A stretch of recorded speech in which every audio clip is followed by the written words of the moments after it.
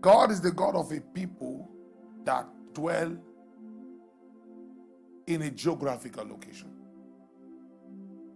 Whatever you saw in the book of Genesis, as it had to do with the children of Israel, you see in Exodus, you'll discover that the main aim of all those things was a promise made towards a person that had to do with inheriting a part of the earth for them and their children. The Bible said, blessed are the what?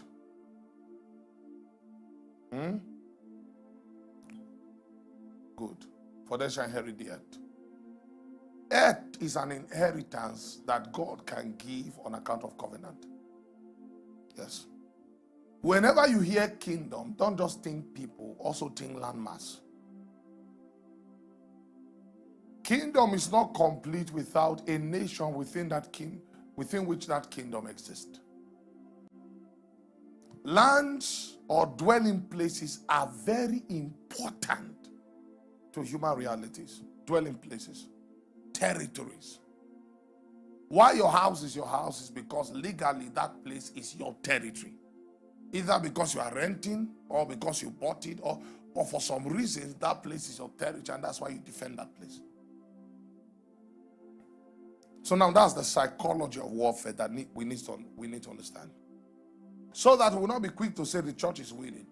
Meanwhile, in the area of territorial enlargement, we that claim to be winning, we are the one losing more grounds. And if you understand the psychology of warfare, you'll be a very strong intercessor. You'll be a warrior. You will know when God is winning and when the world seems to be winning. Whenever the things of the world begins to encroach into the church, giving or ceding the church's territory to the world instead of the world ceding their territory to the church, you'll be able to discern accurately what power is prevailing actually in this city that you are keeping watch in prayer over. And remember, I told you, I said a watchman without a land that is dedicated to a God, to his God, is a fraud. The Bible says he that keepeth Israel. Israel was his people. It didn't say he that keepeth Babylon. There is no watchman without a city to watch. And guess what? The watchman that watches the city must be part of the city he watches. You can't watch a people who are not a part of your nation. It is from your tower in defense of your city that you watch for the enemy. So we cannot call ourselves territorial watchers. Meanwhile, the people ruling the territories do not believe in Jesus. So whose territory are we watching? And what are we watching for? It is until a territory is ceded to God that watchers can rise to keep that territory. If a territory is not ceded to God, we are not watchers, we are warriors. Because until we fight and plunder that territory, ceding it to our God, we are warriors. We are fugitives. We are like David in the cave. We are in Adullam. Until we are able to take the territory out of the hands of the enemy. Altogether. It is this psychology of warfare that helps us become very powerful intercessors, very powerful legislators in the spirit, very powerful prayer people.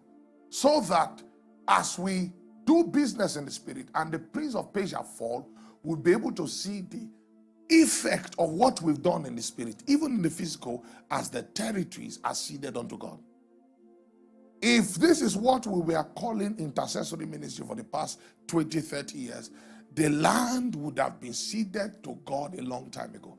Because everyone will be conscious to war in the spirit and take grounds in the physical. To war in the spirit and take territories that God has given to us. To war in the spirit and discomfit the enemies in the physical. Christians will own more lands. Christians will own more streets, areas, influence over the people. And then as a sign that our God is the one that now rules a particular territory, we would find places of worship in those territories.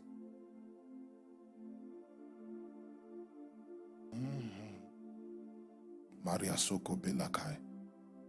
Warfare is territorial. All together. Now, since we've understood the mindset of spiritual warfare, we need to check something. Because we can understand that, okay, this is what warfare is all about. This is what shows that we are winning. This is what shows that we are losing. This is what, all those stuff. But how does a man fight? With what utensils does he fight? With what weapons does he fight? In what state does he fight? There is the weapons of war and there is the state of war.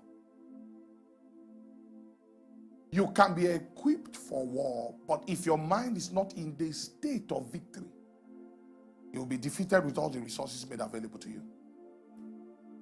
And as Christians, we don't just receive resources from God, we also receive a mindset from God. The Bible says, let this mind be in you, which was also in Christ Jesus. There is a mind that conquers. There is ability to conquer, and then there is a mind that maximizes the ability to manifest victory. I want to show you the believer's mind that causes him to operate in the impossible. And when I say the impossible, I'm talking about the impossible with men. There are many things that are possible, but what determines whether a thing is possible or not is who is behind the action. If man is behind an action, there's a limit to his scope of possibilities.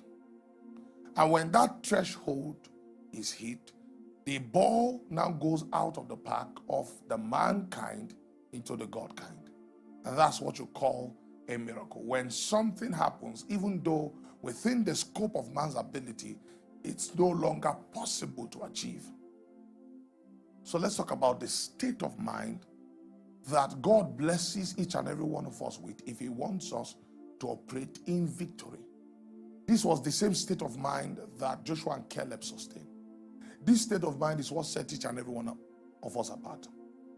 We cannot have the same Christianity, the same God, the same this, but the state of mind is what set each and every one of us apart.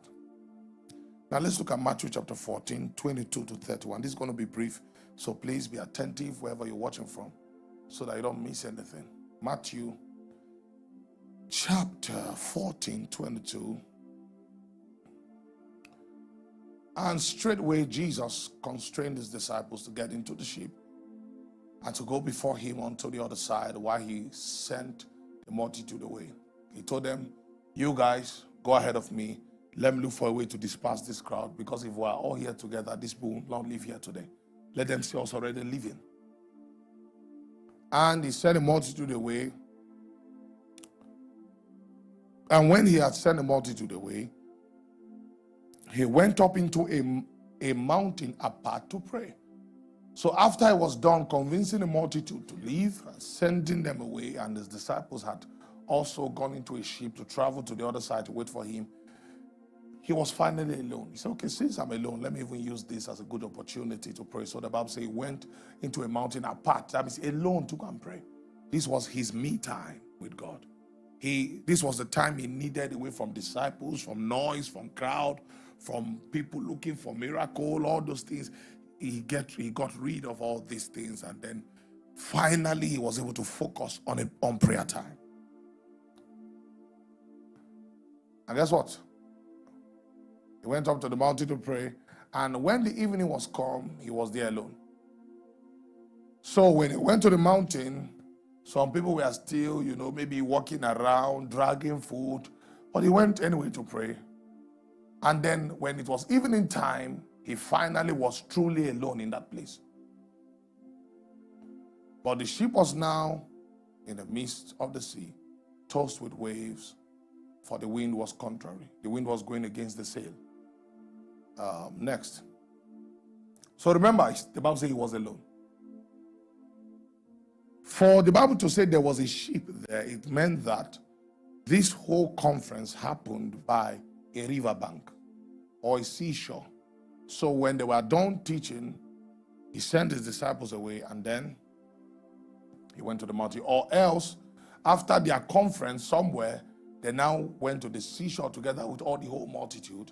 And when his disciples had left him, he told the disciples, okay, you go ahead. Let me send this multitude that have accompanied us away. And when I'm done, I'm going to come catch up with you guys. And so instead of sending them away and going immediately to catch up with the disciples, because as of this time, there was still activities around the seashore. Instead, he sacrificed that time to go and pray. So when it was evening, he was now alone. When the Bible says he was now alone, it means that even around the seashore, there was no longer activity. No boat anywhere. Nobody in sight. Everyone has packed up their net, packed up their businesses, and everybody has gone home. And that's what the Bible says. And in the fourth watch of the night, Jesus went unto them, walking on the sea. You see, there are certain dimensions of power that are not for the eyes of everyone. When it was night time, then those dimensions were displayed. Jesus, why didn't he just climb on top of the water and started walking in the eyes of people? True power is not for show. If power ever manifested, it's for living and for service. It's not for show. You see? What kind of convincing would the people have needed? Or what could convince the people more than a man climbing the water? These people were fishermen. They understood the depth of the water. They knew this was impossible, an impossible feat.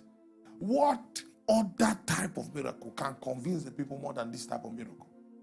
Imagine Jesus Christ walking. It would have traveled abroad. Even the Pharisees would have been dumbfounded. But he waited till the night time because power is not for show. It's for service and for living. He came walking on the sea.